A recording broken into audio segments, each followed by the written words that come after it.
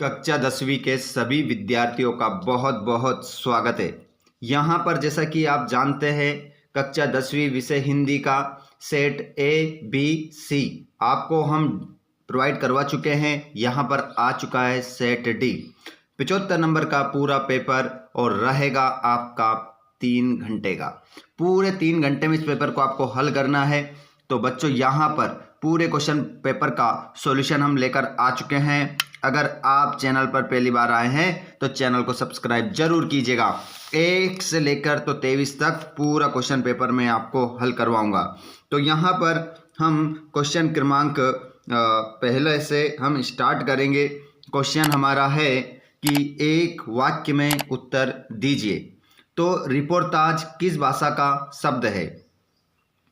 तो यहाँ पर आपका जो हो जाएगा रिपोर्टाज किस भाषा का शब्द है, तो इसमें आप जो आंसर लगाओगे वो क्या लगाओगे?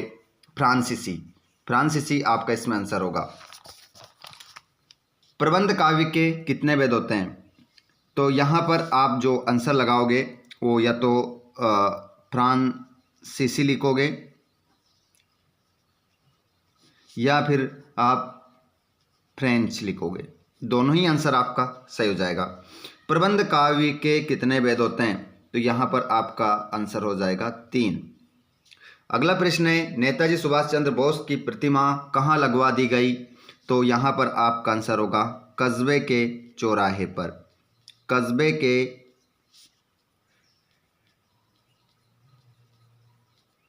के चौराहे पर लगवा दी गई। काला अक्षर भैंस बराबर का क्या अर्थ है? तो इसका जो अर्थ हो जाएगा वो हो जाएगा अनपढ़। अनपढ़ आपका इसमें उत्तर होगा। बाबूजी राम नाम बही में कितने बार राम नाम लिखते थे? जल्दी से बताएंगे क्या होगा? तो इसमें आपका आंसर होगा 1000 बार।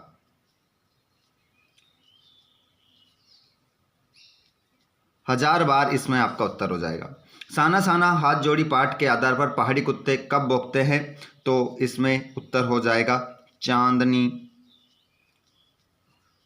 रात में। चांदनी रात में उत्तर हो जाएगा। ठीक है, तो ये 6 ऑब्जेक्टिव हमारे यहाँ पर क्लियर हो जाते हैं। उसके बाद हम बढ़ते हैं आगे अगले क्वेश्चन की ओर। अगला प्रश्न है सही विकल्प का चयन करके लिखिए। तो यहाँ पर यदि हम देखें तो वात्सल्य के श्रेष्ठ कवि माने जाते हैं। तो वात्सल्य के श्रेष्ठ जो कवि माने जाते हैं उनका नाम है सूरदास। हवा की थिरकन का सिमटा हुआ संकोच माना है मिट्टी को, फसल को, आकाश को, बरसात को। तो यहाँ पर आंसर होगा फसल को। वीर रस का स्थायी भाव है तो क्रोध, उत्साह, भय, रति। तो यहाँ पर उत्साह हो जाएगा। हवलदार साहब को कंपनी के काम से कस्बे से गुजरना पड़ता था। हर रोज, हर 15वें दिन, हर दूसरे दिन, हर 13वें दिन। तो यहाँ पर हर 15वें दिन आपका आंसर होगा। अगला क्वेश्चन है वाच्य के प्रकार होते हैं। तो वाच्य के जो प्रकार होते हैं 4, 3, 5, 2। तो इसमें आपका 3 हो जाएगा। लेकिन अभी देखिएगा यहाँ पर बात करें हम तो हमारे बहुत कम विद्यार्थी इस लाइव क्लास में जुड़े हैं, बहुत ही कम। तो आप सभी से रिक्वेस्ट है कि एक बार इस क्लास को आप अपने दोस्तों को जरूर शेयर करें, उनको शेयर कर दें ताकि ये क्लास हमारे सभी बच्चों को, हमारे सभी 10वीं क्लास की तैयारी करने वाले विद्यार्थियों को क्लास मिल सके और वो बेहतर स्कोर कर सके और अच्छे नंबरों से उत्तीर्ण हो सके। ठीक है, क्योंकि एक भी क्वेश्चन आपका आउट नहीं होने वाला है। यहाँ पर देखिएगा क्वेश्चन मधु कांकरिया की सहेली का नाम है मणि, जितेन, प्रियवंदा, वसुंधरा। तो यहाँ पर मणि आपका आंसर हो जाएगा। उसके बाद में यहाँ पर रिक्त स्थानों में सही विकल्प का चयन करके लिखिए।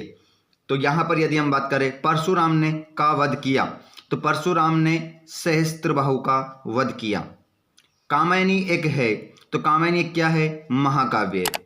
रस के भेद होते हैं, तो आंसर हो जाएगा 10। क्रिया विशेषण प्रकार के होते हैं, तो 4। बाल गोविंद भगत की अवस्था थी 60 के ऊपर, 65 के ऊपर। तो 60 के ऊपर।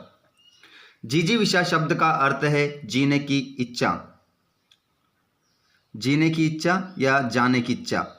तो यहाँ पर आपका होगा जीने की इच्छा। यहाँ पर आगे हम बात करें तो अगले क्वेश्चन की ओर हम बढ़ते हैं। सभी क्वेश्चन में आपको पूर्ण रूप से हल करवाने वाला हूं। A to Z प्रश्नों के आंसर मैं आप लोगों को बताने वाला हूं, तो आपको कहीं भी जाने की आवश्यकता नहीं है। पूरा क्वेश्चन पेपर ध्यानपूर्वक आपको देखना है, एक भी क्वेश्चन आपको छोड़ना नहीं है।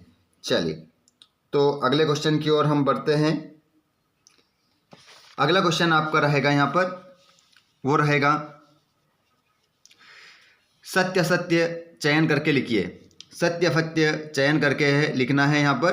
तो इसमें हम देखेंगे सेवन सिस्टर वाटरफॉल सिक्किम में है, तो इसका आंसर आप क्या लगाओगे? सत्य। चौपाई छंद अर्धसमात्रिक छंद है, तो इसका आंसर आपका असत्य होगा। ध्यानपूर्वक आंसर लगाना है, गलती नहीं होना चाहिए किसी भी प्रकार की। शीला अग्रवाल मन्नू भंडारी की मां थी, तो इसका आंसर आपका होगा असत्य। बिस्मिल्लाह खां को सेनाई वादन के लिए भारत रत्न मिला, तो ये बात बिल्कुल सत्य हो जाएगी, मिला था। जिस भाव से किसी काम को करने या होने का बोध होता है उसे क्या कहते हैं? तो उसे हम कहते हैं क्रिया। सभ्यता संस्कृति का परिणाम है, तो इसमें भी आपका आंसर होगा सत्य। तो इस प्रकार आपके सत्य असत्य हो जाते हैं। उसके बाद हम देखते हैं जोड़ी।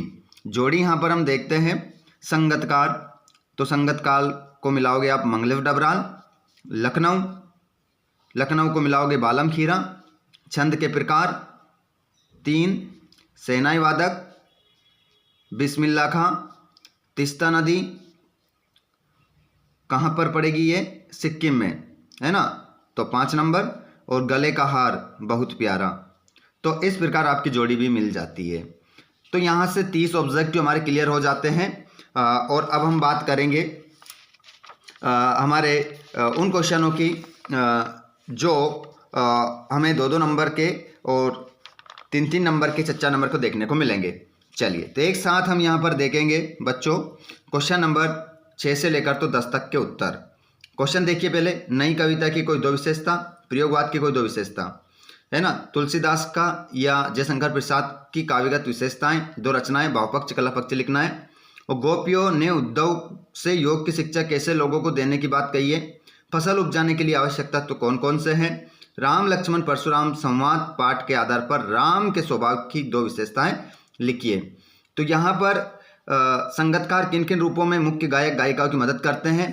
और 10वां क्वेश्चन भी है आपका, खंड काव्य किसे कहते हैं। अनुप्रास अलंकार की परिभाषा उदाहरण सहित लिखिए। चलिए, अब 10 तक के हम एक साथ उत्तर देख लेते हैं, ताकि आप अच्छे से लिख कर आओ और किसी प्रकार की गलती ना करो। यहाँ पर देखिए, ये 10वें 6ठे प्रश्न का आंसर है नई कविता की 2 विशेषताएं। नई कविता में छंदवाद को महत्व दिया गया है, इसमें अनुभूतियों का वास्तविक चित्रण किया गया है। ठीक है, तो ये 2 नंबर यहाँ से आपके पक्के होंगे। उसके बाद ये रहा क्वेश्चन नंबर 7 आपकी स्क्रीन पर। क्वेश्चन नंबर 7 को देखिएगा। तुलसीदास जी का जीवन परिचय, 2 रचनाएं, रामचरितमानस, कवितावली। भावपक्ष, तुलसीदास जी भगवान श्री राम के भक्त हैं। इनकी रचनाओं में लोक मंगल की भावना निहित है। ठीक है, निहित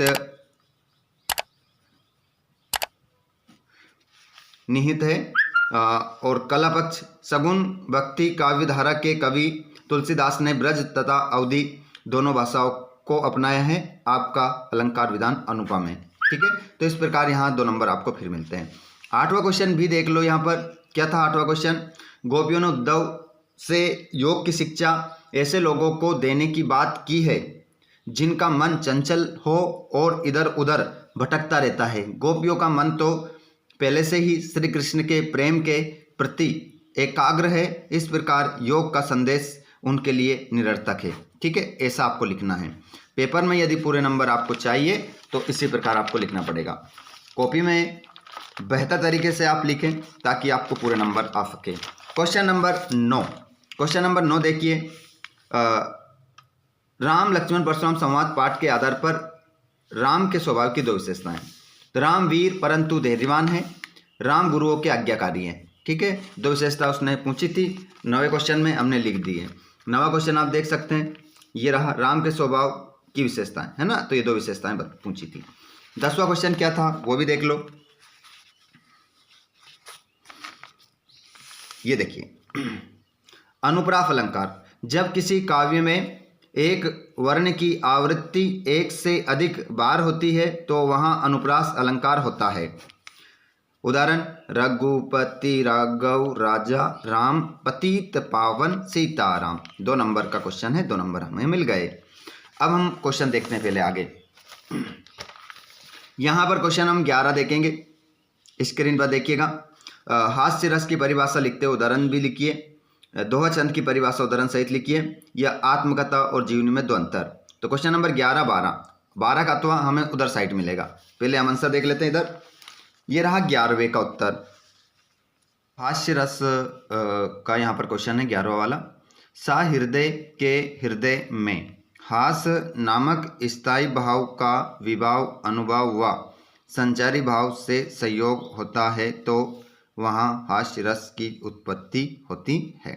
उदाहरण देख लो, छमछम करती आई थी, छमछम करती चली गई, ब्याह करने को आई थी, नाक कटाकर चली गई।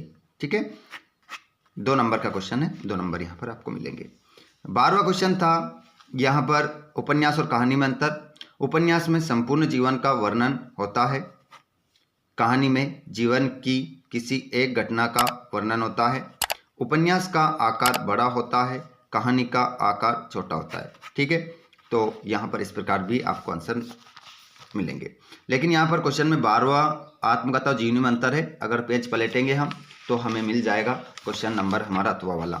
ठीक है, देखिए यहाँ पर ये कहानी और उपन्यास में अंतर, ये क्वेश्चन अपन ने किया है, आंसर बता दिया आप लोगों को। अगले क्वेश्चन देखेंगे आप। लेखिका मन्नू भंडारी के पिता रसोई को बटियार खाना क्यों कहते थे? मूर्ति पर लगा सरकंडे का चश्मा क्या उम्मीद जगाता है? भगत ने अपने बेटे की मृत्यु पर अपनी भावनाएं किस तरह व्यक्त की? काशी में हो रहे कौन से परिवर्तन बिस्मिल्लाह खां को व्यतीत करते थे? और यहाँ स्वयं प्रकाश या फिर मन्नू भंडारी का लेखक परिचय लिखना है। यहाँ पर 2 रचनाएं, भाषा शैली। ठीक है, तो इसके आंसर हम देखते हैं, उसके बाद आगे बढ़ेंगे, क्योंकि 2 3 3 क्वेश्चन एक साथ कर लेंगे तो अच्छा रहेगा। यहाँ पर देखिएगा क्वेश्चन नंबर 13, मन्नू भंडारी के पिता रसोई घर को बटियार खाना क्यों कहते थे?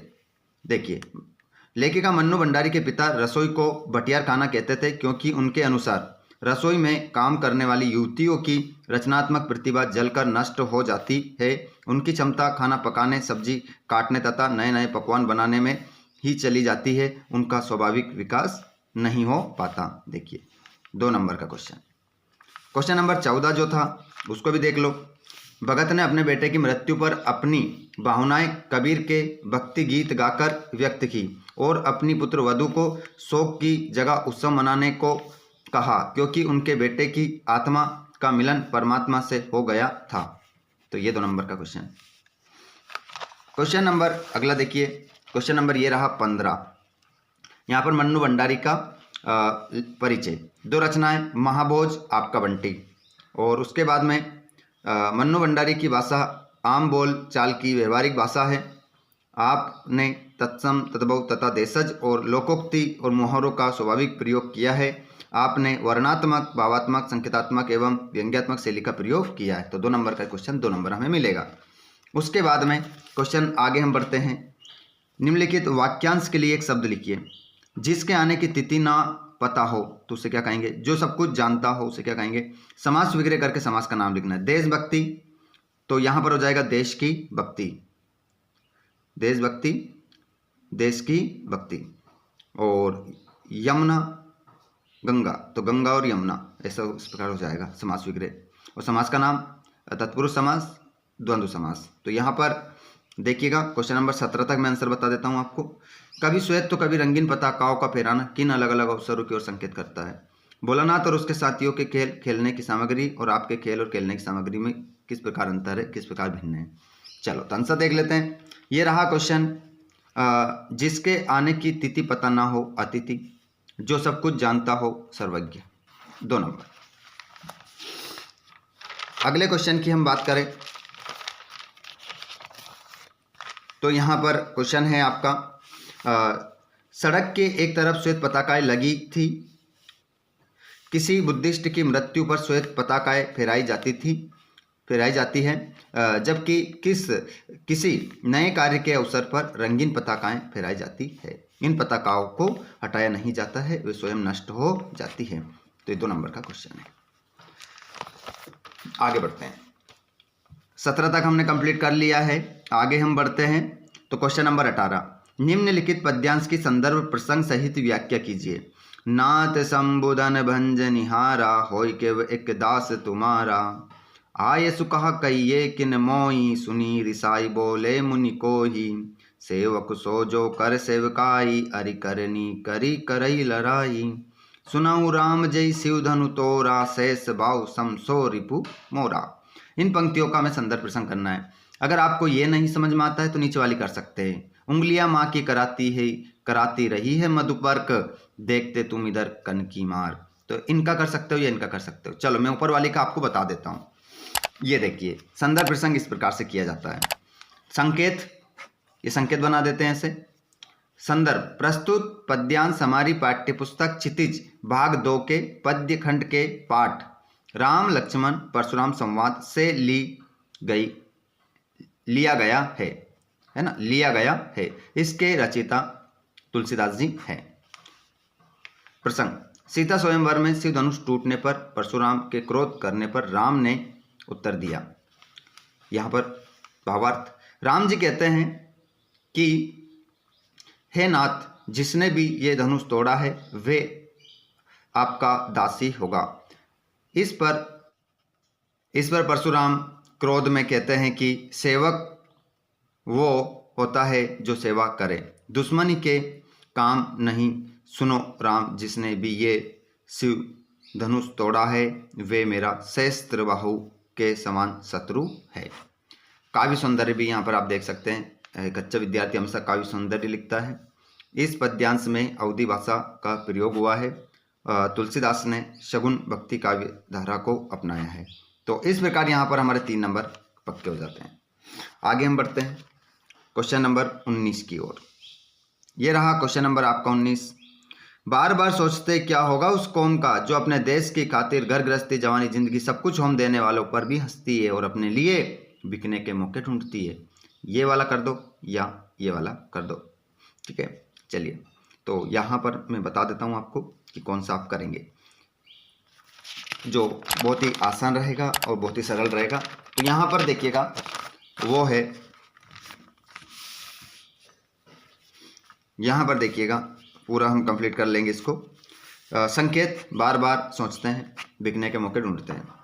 संदर्भ, प्रस्तुत गद्यांश हमारी पाठ्य पुस्तक क्षितिज भाग 2 के गद्य खंड के पाठ नेताजी का चश्मा है पाठ से लिया गया है।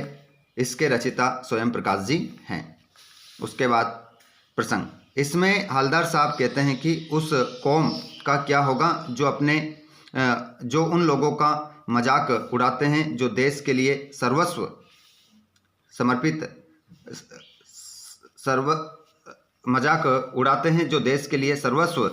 समर्पित होने के लिए तैयार हैं। आगे हम बात करें व्याख्या की।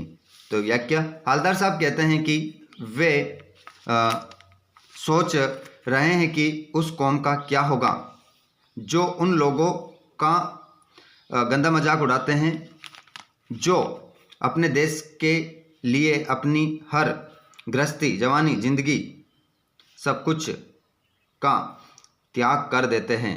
जो लोग इनका मजाक उड़ाते हैं उनके अंदर देशभक्ति नहीं है, वे बस चंद पैसों के लिए स्वयं को बिकने वाले मौके ढूंढते रहते हैं। ठीक है, तो इतना आपको लिखना है और यहाँ से आपको 3 नंबर मिलना है। उसके बाद आगे बढ़ते हैं हम और अगले क्वेश्चन की ओर। यहाँ पर अगर हम बात करें तो क्वेश्चन नंबर 20 है, स्वच्छ भारत स्वस्थ भारत विषय पर अनुच्छेद लिखना है। तो अनुच्छेद यहाँ पर मैं बता देता हूँ, लिखा हुआ आपको क्वेश्चन नंबर 20 में। क्वेश्चन नंबर 20 में यहाँ पर अनुच्छेद हम देखेंगे, ध्यानपूर्वक देखिएगा। स्वच्छ भारत स्वस्थ भारत, ये स्वच्छ भारत स्वस्थ भारत अभियान हमारी धरती को पवित्र रखने के लिए लाया गया है। स्वच्छ भारत स्वस्थ भारत के अंतर्गत लोग कूड़े कचरे के ढेर को बाहर नहीं फेंक सकते हैं, जिससे हमारा पर्यावरण दूषित नहीं होगा। और कूड़े कचरे के ढेरों से कई बीमारियां का डर बना रहता है, परंतु अब कूड़े कचरे के ढेर को कचरा गाड़ी में डाला जाता है, जिससे हमारे आसपास स्वच्छ वातावरण बना रहता है। इससे मृदा प्रदूषण कम हुआ है और पर्यावरण के साथ साथ मानव भी अब स्वच्छ वायु में सांस ले सकता है। ठीक है, अगर ऐसा लिखोगे तो आपको 3 नंबर यहाँ पर भी मिल जाएंगे। पेज पलटते हैं। इसके अथवा में क्या था वो भी बता देता हूँ।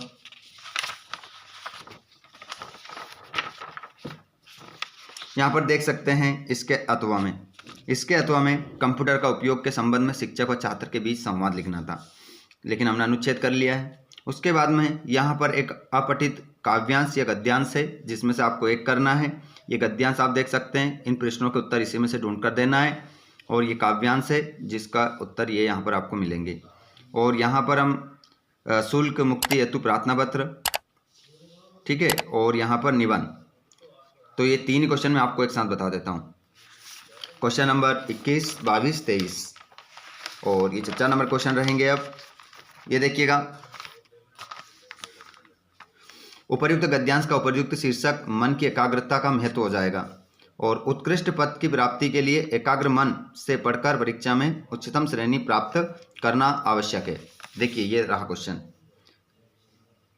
उत्कृष्ट पद की प्राप्ति के लिए किस प्रकार से पढ़ना आवश्यक है। उपर्युक्त गद्यांश का सारांश में आप ये लिख देंगे। देखिए, प्रस्तुत गद्यांश में मन की एकाग्रता के महत्व के बारे में बताया गया है। आज के प्रौद्योगिकी युग में छात्र अपना अध्ययन कैसे करें। वे अध्ययन करने बैठता है तो उसके मन में अनेक तरह के विचार आते हैं जो उसकी बुद्धि की एकाग्रता में भंग कर देते हैं। तो यहाँ पर आपके 4 नंबर पक्के यहाँ पर हो जाते हैं। उसके बाद में क्वेश्चन नंबर जो 22 है उसमें एक प्रार्थना पत्र है शुल्क मुक्ति का। तो आप इस प्रकार से लिख सकते हैं, सेवा में श्रीमान प्राचार्य महोदय, मानस हायर सेकेंडरी स्कूल ब्यावरा, जिला राजगढ़, मध्य प्रदेश। शुल्क मुक्ति हेतु प्रार्थना पत्र। महोदय, उपर्युक्त विषय में विनम्र निवेदन है कि मैं आपके विद्यालय की कक्षा 10वीं की छात्रा हूँ। मेरे पिताजी एक गरीब किसान हैं, साथ ही हमारे परिवार की आर्थिक स्थिति ठीक न होने के कारण वे मेरी विद्यालय शुल्क जमा करने में असमर्थ हैं। अतः श्रीमान से विनम्र निवेदन है कि मेरे शुल्क माफ करने की कृपा करें। मैं सदैव आपकी आभारी रहूंगी। ठीक है, धन्यवाद। दिनांक और यहाँ पर लिख सकते हैं आपकी आज्ञाकारी शिष्या, नाम 10वीं। इस प्रकार अगर आप लिखोगे तो यहाँ पर भी आपको 4 नंबर मिलेंगे। उसके बाद बात करें हम तो यहाँ पर पर्यावरण प्रदूषण का निबंध देख लीजिए। पर्यावरण प्रदूषण, तो पहले आपको क्या लिखना है, सारी रूपरेखा। ठीक है, उसके बाद प्रस्तावना,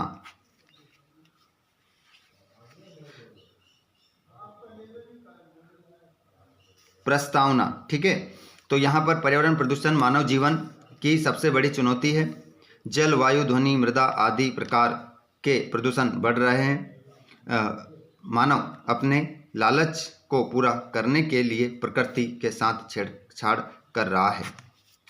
ऐसा हो जाएगा। उसके बाद हम बात करें प्रदूषण का अभिप्राय। प्रदूषण का अभिप्राय रासायनिक पदार्थ और जैसे विशेषताओं से है जो वायु, जल, मृदा और ध्वनि को प्रदूषित कर रहे हैं। आगे हम बात करते हैं तो यहाँ पर देखिएगा,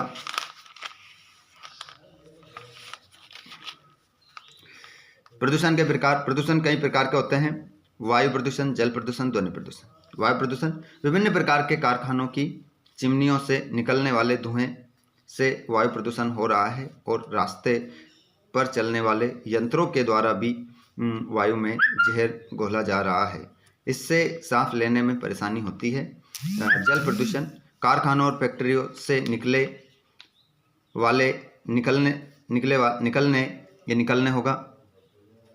निकलने वाले रासायनिक पदार्थों के कारण जल प्रदूषण हो रहा है।